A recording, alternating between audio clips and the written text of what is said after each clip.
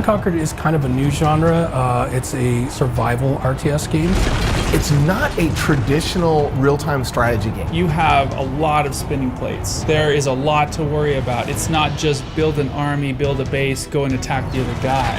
You're defending against waves of enemy attackers, and the waves get progressively more difficult. You know, you're Conan, you're in front of the citadel that you're supposed to defend. They get more challenging, they get more deadly. There's this clock that's ticking and the drum beats are going in the background. They're getting gradually louder. You know something nasty is going to happen. Playing by yourself or with a friend, you're going to try and survive through so many waves to see how long you can remain unconquered.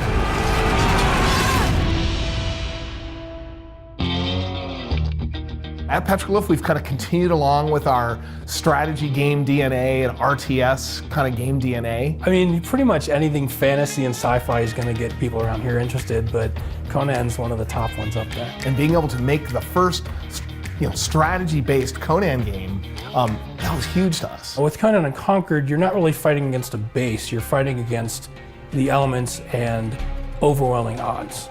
So, depending on how you set up the game and the customization, you'll be pitted against, a finite number of waves or even an infinite amount of waves. We've built in a lot more simulation than we ever have in any other game. You're managing a lot more resources, so there's a lot of different choices to make on which resources you actually want to go out and gather and harvest to determine what type of things you want to build. The worlds are randomly generated as well, so it's not the same map that you play every time, it's a new experience every time. You really have to layer in a lot of the strategy and challenge elements.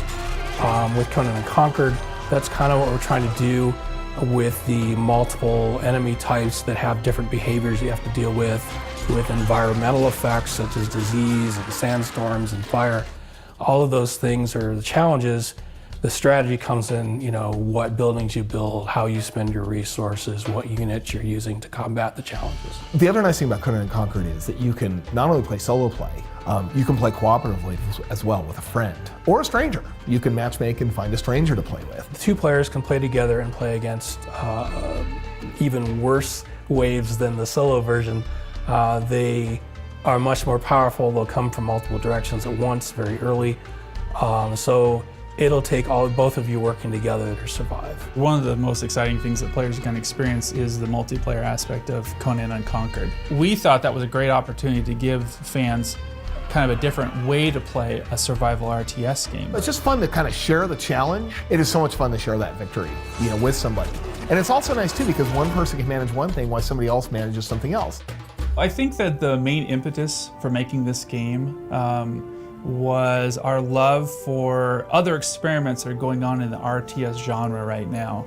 I am a big fan of Frostpunk. We all fell in love with their billions. We want to make a game that has some of the elements that this has because it's really fun to build and survive. These are great games and they're great examples of a survival strategic game that we thought, man, that's really good. What else could we do with that? Taking their billions meets Stronghold and then putting it in that Black Colossus storyline from Robert Howard, that's well known from the old Conan comic books and books. Yeah, it's very savage and brutal, just like I think Conan would like. Oh yeah.